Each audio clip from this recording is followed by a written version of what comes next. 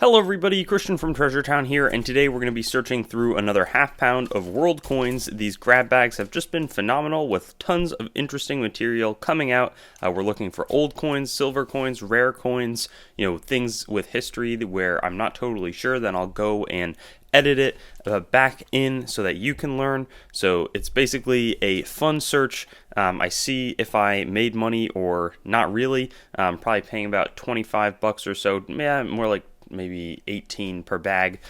So let's pour these coins out and we'll get started after a word from our sponsors.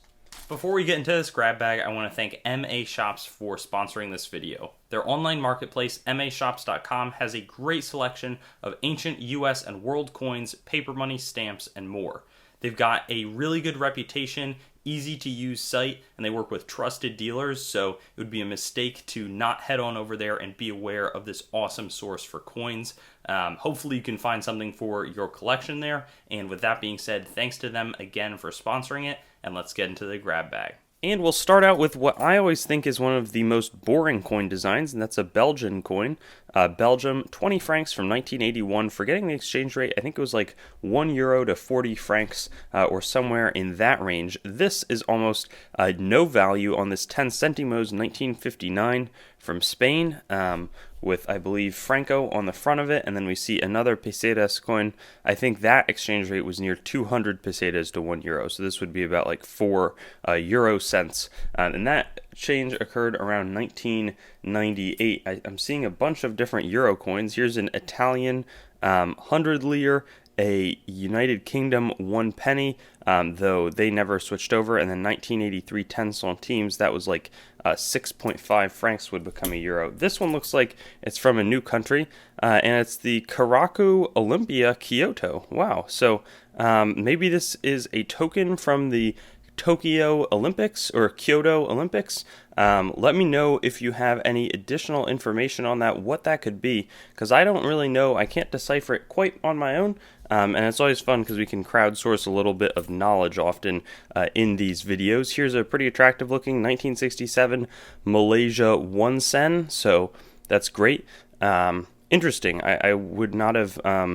I haven't seen that coin before. I've seen that building in the back there, but it's always a pretty industrial looking building, so it's not like the most interesting maybe looking, but I'm just getting over here what looks like a bunch of different 1 penny coins and half penny. So here in 1917, they would be base 240. 48 of these would be 1 pound of like copper or bronze, so they did have a standard for it. 1919 half penny next to it, and that's Britannia, sort of the Liberty equivalent for Great Britain and the United Kingdom. Then post decimalization around 1970, 1971, they would have these coins, which there was a half penny, 480 of those would make a pound, where 200 new pennies would make a pound in the newer version. So just something a little bit different. There's a 2 new pence coin, but those are some of the most common world coins that I come across. Cayman Islands, 1987. That's interesting. Don't get too many from the Cayman. That always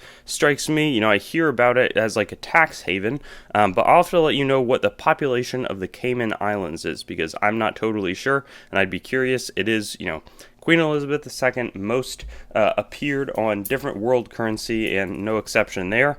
Then we see George William Gordon, national hero. I believe he might have led like an insurrection or something like that, or been involved in resistance for Jamaica, for one of their governments. Out of many, one people. $10, 2017, so a more modern coin that snuck in.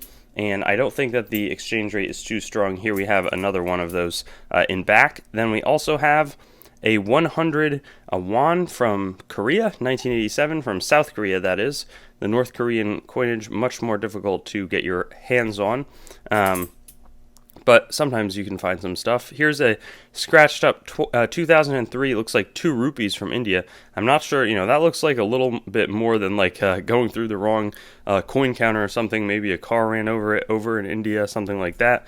But that one is neat. And then this one looks like it's actually got some silver content in it, and it's going to be a 1942, so World War II era. 6 pence from Great Britain, and it's only 50% silver, but it still has a really nice appearance, especially, in my hand here. It looks like a great coin, so I'm excited to pull that aside afterward and we'll do a review of the better coins from our finds. 1952 Australia penny. They had moved away and gone on a different currency compared to the pound. I think in like 1910. I'm not sure if they were trading equivalent, but they were definitely, it was its own currency. Here's a 2 shillings, 1957. And so this is like 1/10 of a pound. So the next, and there's a very old looking coin, but we first are going to have this with some Arabic script on it. 10 of something, probably going to be from Egypt. I think that says, I always get it wrong, maybe 1947 or something along those lines, but I could be off by a bit.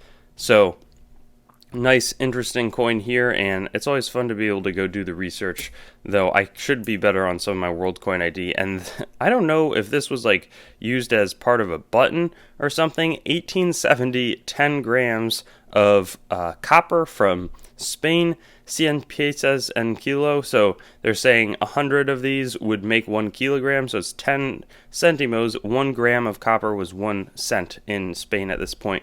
And I really like that system of making sure that the metal is how you value your currency. And that's something that we really don't have going on today. 2 and 1 penny behind it. And then let's consolidate this. That looks like a pretty old silver coin down there. I'm going to sort of go coin, 3 coins until we uncover it. F-Mint 10 Pfennig, 1973. They started this design to show Germany sprouting up past their Third Reich government. That was 1949 was the first time that they had that design. 1961 franc. This is the new franc. I don't know, do we have any of the older ones? I think this is going to be one of those older. So 50 centimes from 1932. That would be revalued to about 1/2 of a centime in 1960 or 1959, and they rolled out all of these new coins where this previously would have been corresponding to 100 francs. So that's just a little fun fact there. And then here's a 20 centimes. That would have been obviously like 40 times more than the 50 centimes of the previous. 1970 Netherlands, 5 cents here with Juliana the Queen. Also, I'm in a mood to figure out the populations of different places. So I don't know what the population of the Netherlands is. I would probably guess like 12 million, but maybe that's way too high. I'm not sure. And then this is the coin that I really wanted to uncover. 50 centavos from the Philippines. We have Mount Mayon, the volcano in the back of Liberty, standing by an anvil. And it's going to be 1921, so an older U.S. coin. At this point, the Philippines was a U.S. protectorate, I believe, or it was like the Commonwealth of the Philippines, but it was controlled by the United States in their imperialist ambitions. And that would be invaded by Japan during World War II. Shortly thereafter, they were granted independence after some struggles. So that's what we're looking at here. I believe most of these are 75% silver, but they have some nice value, especially when they're uncirculated. This one has seen a lot more wear. But one other fun fact is that the only United States abroad coin is minted abroad were in Manila. So there's some M mint marks that would be right below that dot if they were produced there. And I've certainly seen them on some of the 5 centavo coins. And looks like some good coins up ahead. Bahama Islands, 1966, 10 cents with some interesting ridges around the edge of it. But this one certainly looks old. 5 lepta from Greece. It's going to be 1882. So it's, a great example of attractive eye appeal 1800s copper. And I really like those coins, having them, collecting them, however you want to put it. We've also got, let's see, over here, some older coins. This one's going to be French. That doesn't look uncirculated to me. 5 centimes, more of like a cleaned look, but 1856, Napoleon III. So I believe that's probably Napoleon's grandson. I should confirm that that's true, and that's not just him taking that name. But the emperor, I think that there was some struggle in 1848, but he emerges the leader of it. And great piece of history in our hands. And then over here, I don't recognize this design. 1962, 1 cent. From Suriname. Whoa! I don't even know if I have Suriname in my coin collection of issuing entity typeset. And it's sort of crazy that I am more excited about the Suriname than even maybe our biggest silver find, just because I don't think I own any coins from Suriname. Wow, I'm going to check my collection. But that's a small country sort of towards the top of South America. I'm not sure its colonial history or what it's had from that perspective, so I'll update you on that as well. But phenomenal find, and that one's going to go right to my collection. Often I'll end up selling some of these coins, or just collect only a few of the ones that are unboxed. 1974 Peru looks like a 25 centavos coin from another South American country. And then right here we have a 1 shilling coin, 1976, from Austria. Let's see if we can find other neat coins. 50 filler from Hungary and 10 pesos from Chile, it looks like. A very, very nice Libertor L, or what does that say? B.O. Higgins. Yeah, he was, I believe, a freedom fighter as well, and that SO mint marked Santiago, the capital of Chile. So, very Chilean coin. We've got a Portuguese coin, 1975, 50 centavos with the, there's a lot of 5 symbolism, 5 pieces of grain, 5 dots, 5 crests. Jesus' 5, the nails that went into him on the cross, and then we see India, Jawaharlal Nehru. I'm not sure his significance, and I will update it. 1964 50 pays coin. Then after that, we've got a Uruguayan 1909. So that's much older. That's really fun. 2 centésimos. Doesn't look like it's silver, but it's still a 100-plus-year-old coin. And then the other one that was hiding out in my hand, and I just hadn't unboxed it, 5 centavos from Guatemala in 1968. That doesn't look particularly valuable either, but still a fun coin. And let's see what we have here. We have a half penny again from United Kingdom, a 5 Reichspfennig from the Third Reich, or no, I don't think that that's necessarily from the Third Reich. I'm not totally sure, 1925, but that's post-Weimar hyperinflation. We see the grain, sort of symbol of industry, and Venezuela, talk about hyperinflation. 2007, 5 centimos, this would be so worthless at this point if you tried to spend it. It's the dangers of inflation, you could say. We've got 1961 shilling, 1969 half franc, and another British coin there. Let's see, 1 leu, I think that's a Romanian coin. You see the tractor going along, highlighting their, their republic. It says Socialist Republic of Romania, 1966. Believe that would have been Eastern Bloc at that point. And a lot of emphasis on the production and the agriculture. We see India, 1 quarter rupee from 1950. I've never seen this design, so I don't think it's too valuable, but it's still cool because, again, I always like looking at new designs, different things that I haven't seen before, and this is a great example of that. Let's do our final. That looks silver. This looks old, and it looks like it's going to be an Austrian Österreichische Scheidemünze, 1879, probably 1 Kreuzer. So a small Austrian, I'm sort of German, Austrian, from the Alps. That's my ancestry, so fun to have that there. Another 5 centimos from 1969, unless I double counted that, but I don't think I did. No, I did not. I see the other coin. 2 rupees, 2012 from India, and we'll close things out with a silver fine, very small coin, Wilhelmina, 1944, 10 cents. But here's the significant thing about this coin.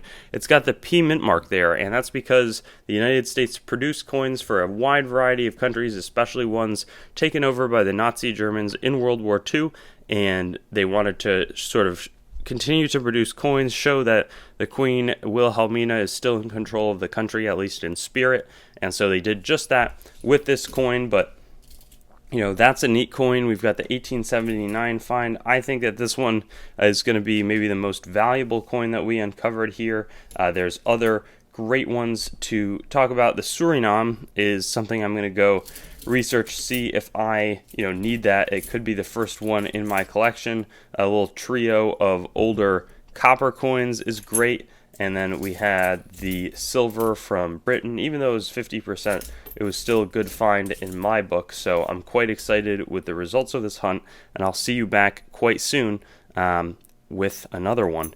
Really enjoy going through these coins. Thanks for watching the video. Be sure to like, comment your thoughts, and subscribe to Treasure Town, and get in touch with me on Instagram, Facebook, and Twitter. Also, check out my website, treasuretowncoins.com, for news and updates related to the channel and collectibles in general.